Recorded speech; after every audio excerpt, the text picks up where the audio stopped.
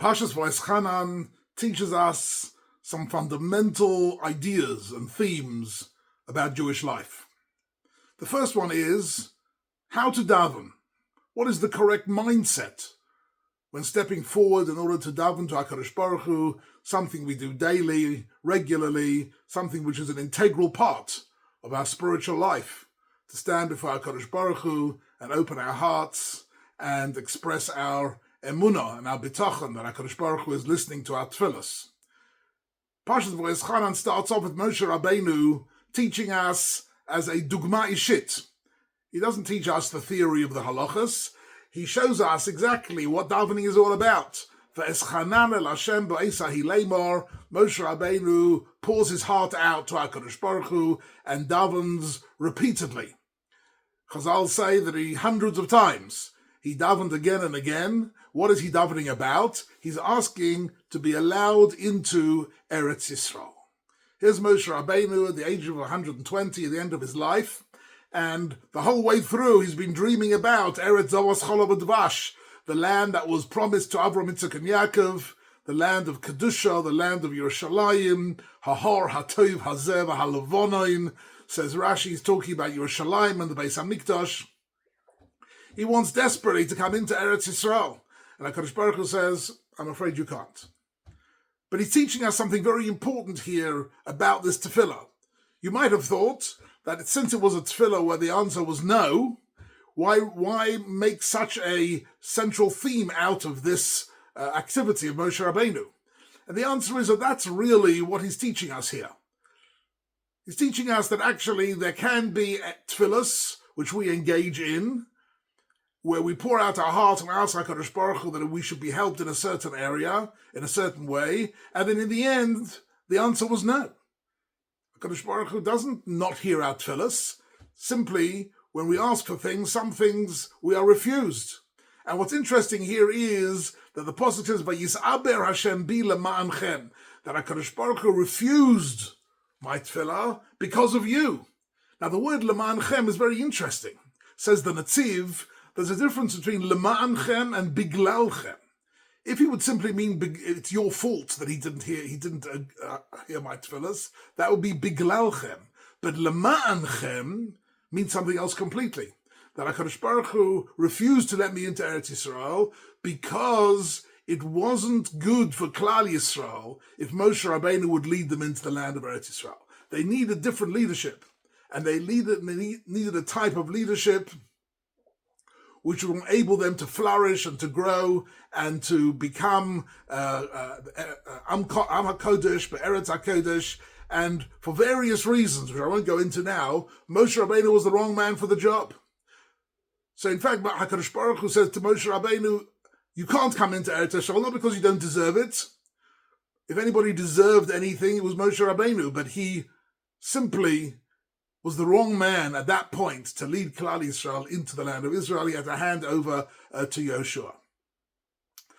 There's another interesting detail here is the word V'eschanan, right? So Rashi immediately tells us that V'eschanan is related to the idea of matnat chinam, that the way to daven to HaKadosh Baruch Hu is never, ever to daven and have in your mind, please HaKadosh Baruch Hu, listen to my tefillahs because I deserve that you should listen to my tefillahs. That is never the right way to do it. Even Moshe Rabbeinu, who had greater zechuyot, who had greater merits than Moshe Rabbeinu, with Kriyas Yamsov and Matan Torah and 40 years in the Midbar teaching Torah, nobody conceivably had ever greater merits, and Moshe Rabbeinu davens for a matnat chinam. And that's why we daven every Shemon Esrei. We speak about HaKadosh Baruch Hu, we open up in the opening line, we say, HaKadosh Baruch Hu, we're addressing you as a gomel chasodim tovim. That whatever we're asking from you is only chesed. And in the next paragraph again, machalkel chayim b'chesed. Right? Again, a reference to, for the first tefillah we have, ato chonein le'odam das. The word chonein comes from the word vetchanan, means to ask for a gift which we don't deserve. We stand before HaKadosh Baruch Hu, and the proper mindset is to feel that we are undeserving, but nevertheless we have Emunah in the desire of HaKadosh Baruch Hu to be HaToiv HaMeitiv, to be Gomer Chasodim Tovim. This understanding of Tefillah is an all-important element of Klal Yisrael and of our daily davening. What's interesting here, though, is that HaKadosh Baruch Hu says to Moshe Rabbeinu, okay, go up to the top of the mountain and look at this beautiful land. Look at it, but you can't go there. And you think to yourself, that's not such a wonderful thing to do to Moshe Rabbeinu. You're taunting him a little bit. It's like somebody who is starving hungry, is in the middle of a tinus, and you say to him, look, here's beautiful food, you can't have it. Why would he do that to Moshe Rabbeinu? And the answer is, Moshe Rabbeinu was expressing the deep desire for Eretz Yisrael. And by expressing the deep desire, even though he couldn't in reality, in the Olam HaMaisa, in the physical world, he couldn't fulfill it, nevertheless, what was important is the depth of his feeling that he wanted desperately to connect to Eretz Yisrael. He wanted that so desperately. And the Gemara in Seita, Daf Yud Daled, has got a whole piece of Gemara there. Mipnei Manis Ave Moshe Rabbeinu Eretz Yisrael. What did he want to do in Eretz Yisrael? And then the Gemara deals with various different aspects. I won't go into it now, but basically the Gemara says there are mitzvahs you can only do in Eretz Yisrael. And he was wanted to fulfill those mitzvahs. The mitzvahs are Tuluyim Ba'aretz, the mitzvahs are connected to the land of Israel, to the Yerushalayim, to the Beis HaMikdash, to the agriculture of Eretz Yisrael. All that are unique mitzvahs. And Moshe Rabbeinu wanted to have a chelek in that. And this was his greatest desire, and HaKadosh Baruch Hu refused to let him have it. But nevertheless, the tefillah was a complete tefillah.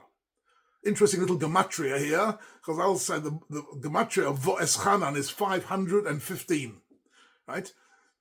To which the Medrash says that Moshe Rabbeinu davened 515 times. But what is special about the word 500, number 515? That actually it's the same gematria exactly of the word tefillah. Taf Pei is 480 and Lamed Hey is 35. 515. The number 515 is equal to the word tefillah, and it's also equal to the word shira. Shin Yud is 310. Reish Hey is 205. Exactly 515.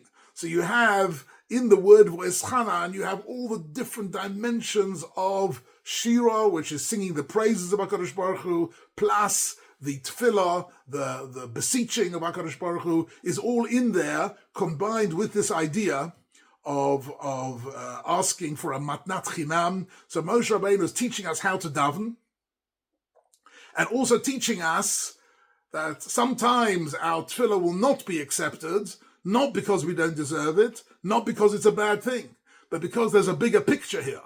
And there are considerations for Klal Yisrael and a bigger picture, or for other people, or for the family, or whatever it is.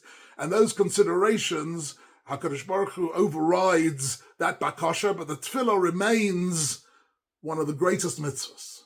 To stand before HaKadosh Baruch Hu, Chazal say, that's the mitzvah of la'ovdoi b'chol levavchem. To serve HaKadosh Baruch Hu with your heart, that's the mitzvah of tefillah, and that's what Moshe Rabbeinu is teaching us.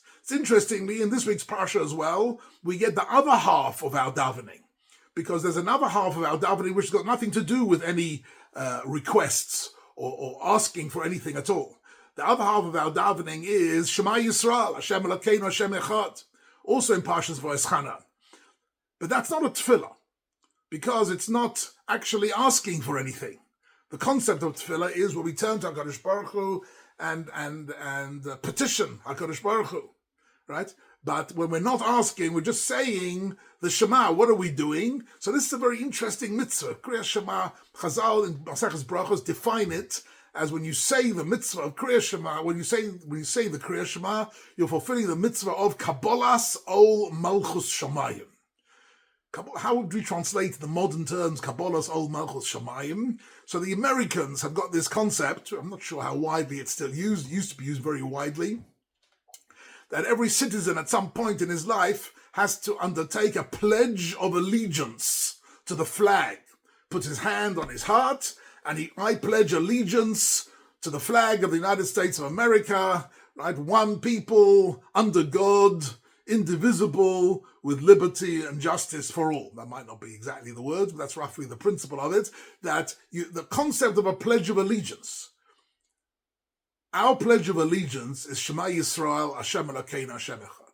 By saying that sentence and understanding a bit what we're talking about, we are able to say we are committed and connected to Am Yisrael. And when we're saying Shema Yisrael, who are we addressing? So on one level, we're addressing the whole of the rest of Klal Yisrael. We're saying, I want you, Klal Yisrael, to listen to me. I'm pledged to be part of Am Yisrael, standing before HaKadosh Baruch Hu, Hashem Echad.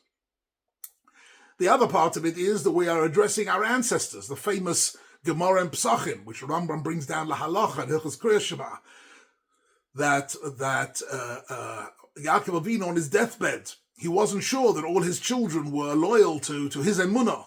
So he asked them, are you loyal to me? And they answered him these 6 words, Shema Yisrael. And in that context, the name Yisrael is the name of Yaakov Avinu. That actually we're addressing our Alter Zedus. When we say Kriyas Shema, we're saying to all earlier generations, we are pledging our loyalty and allegiance to Klal Yisrael. And this pasuk of Shema Yisrael has got such massive power that it really carries us through our whole life, morning and evening. We go to bed with it, we get up with it, and it's the last words on our lips, Estrim, the last words on our lips before we leave this world. That is our connection to our Kadosh Baruch Hu. In an interesting interview I saw just recently of somebody who used to be a left-wing secular Jew, but actually since 7th October has turned the corner completely. What they call here in Israel an 8th of October Jews. There's a whole group of thousands of people who call themselves 8th of October Jews that following the great disaster, they have taken a new perspective on their Jewish identity. And this fellow, who is an academic, a well-known secular person who used to believe in coexistence and pursuit of shalom in all different ways, he now says, I can see straight away that coexistence with these people is simply not a non-starter. There's no way at all we can have coexistence with them. And then in the end, he said something very interesting. He said, I've also come to the decision that the only answer to Allah Akbar is Shema Yisrael. The cry, the war cry, Allah Akbar, on the lips of all these terrible enemies of Klal Yisrael who are committing the worst barbaric atrocities. They say Allah Akbar, which I find to be a terrible heresy, to invoke the name of God while committing such terrible atrocities. But he said the only answer to that isn't negotiations. The only answer to it is Shema Yisrael, Hashem Elokeinu, Hashem Echad. That's what this fellow said. And I thought it was very interesting that he saw it in that perspective, that Shema has become on the lips of the whole of Klal Yisrael.